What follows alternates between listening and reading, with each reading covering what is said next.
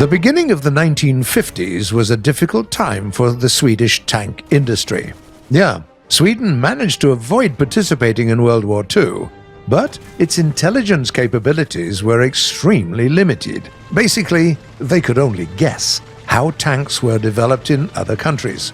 So, after the war, the Swedes began studying the latest in armored vehicles. Just so you get the full picture, only by 1950 had they learned about the existence of the Soviet IS-3. And even compared to this, not quite brand new machine, all the tanks of their own industry looked not just outdated, but obsolete. Of course, the easiest way was to buy the American Patterns or the British Centurions, if not for the fact that they had been created for the needs of other armies and, more importantly, for completely different landscapes. Sweden, with its mountains, forests, and cold climate, was generally not suitable for tanks, especially this big and heavy. Plus, there simply wasn't enough infrastructure, like wide roads and strong enough bridges. They had to develop something of their own. The first project on this path was the Emil, inspired by French tanks and their oscillating turrets.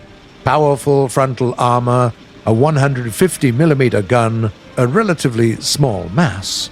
The Emil was perfect on paper, but it turned out to be insanely expensive to produce, plus they still got an opportunity to buy those Centurions.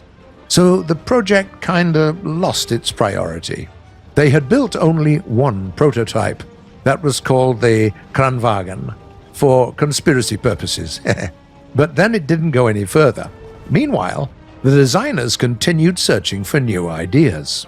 Engineer Sven Berger definitely studied the French experience, the AMX M4, and the AMX 13 in particular. Fixing the gun in an oscillating turret with an autoloader, oh yes, a great idea. It would significantly simplify the reloading process. But what if, just bear with me on this, what if you tilt not a part of the turret, but the entire tank with a stationary gun in it? The machine would turn out to be smaller and lighter, and you could use the hydraulic suspension to aim the target, and the horizontal aiming, well, the transmission will manage with this task without a doubt. At first, the military were very skeptical about the whole idea, but the tests of the prototype on the Emil's chassis were successful, and the project was green-lighted. And so they made the Stridsvagn 103, or in short, the Strv. They had managed to fully automate the reloading process by installing a small hatch in the rear part of the hull that opened after each shot, throwing an empty shell casing out. The crew consisted of only 3 people. They were quite versatile. Any one of them could drive the machine, and the commander and driver could both aim the gun at the target, replacing each other if necessary.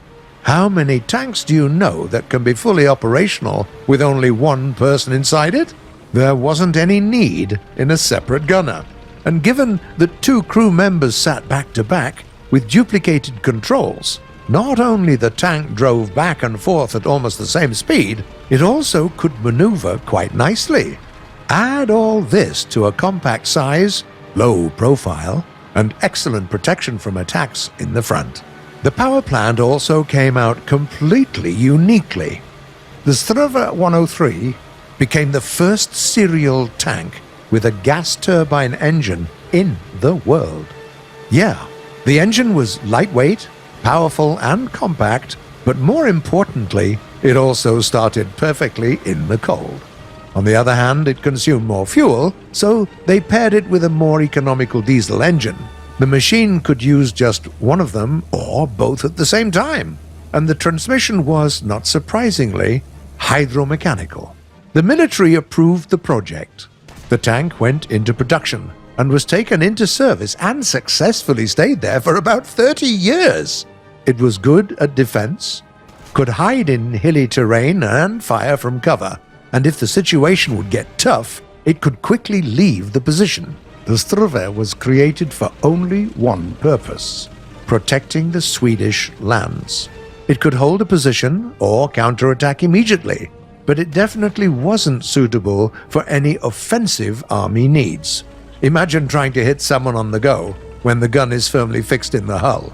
Of course, this amazing machine attracted the attention of designers and military officers from many countries.